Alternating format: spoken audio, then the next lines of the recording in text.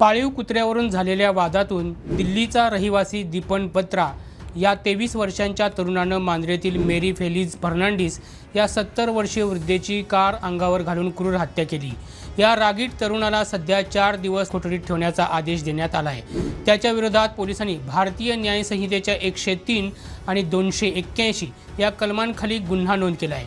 काय आहेत ही कलमं आणि न्यायालयात ती सिद्ध करण्यात पोलिसांना यश आलं तर संशयितांना कशी होऊ शकते शिक्षा, जाणून घेऊया या व्हिडिओच्या माध्यमातून।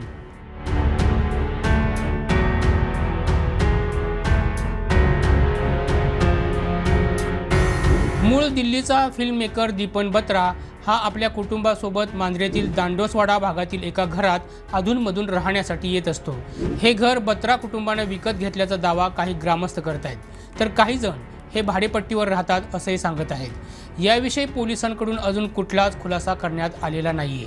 पोलिसांनी दिलेल्या प्राथमिक माहितीनुसार याच बत्रा कुटुंबातील सदस्य त्यांच्या पाळीव कुत्र्याला दररोज रात्री जुनसवाड्यावर फिरण्यासाठी घेऊन जायचे।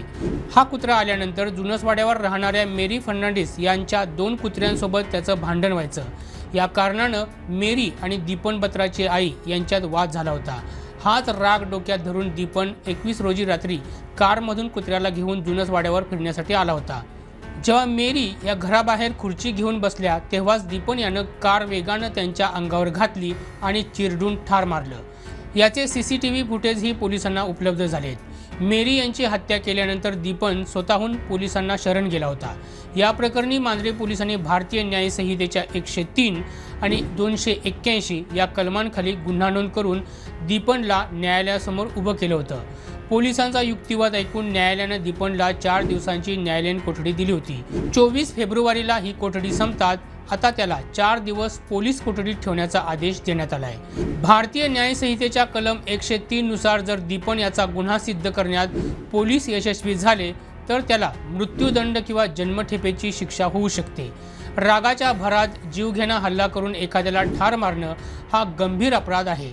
शिवाय जर पोलिसांकडे भक्कम पुरावे असतील तर त्याला जामीन देखील मिळू शकत नाही। तर कलम 281 मध्ये निष्काळजीपणे वाहन चालवून रस्त्यावर धोका निर्माण करणं हा गंभीर अपराध मानला गेला आहे। यामध्ये चालकाचा वाहन परवाना निलंबित किंवा रद्द होऊ शकतो। तसंच त्याला तुरुंगवासासह आर्थिक दंड भोगावा लागू शकतो। आता दीपनवर हे गुन्हे सिद्ध करण्यात मांद्रे पोलीस यशस्वी होणार का हे बघावं लागेल।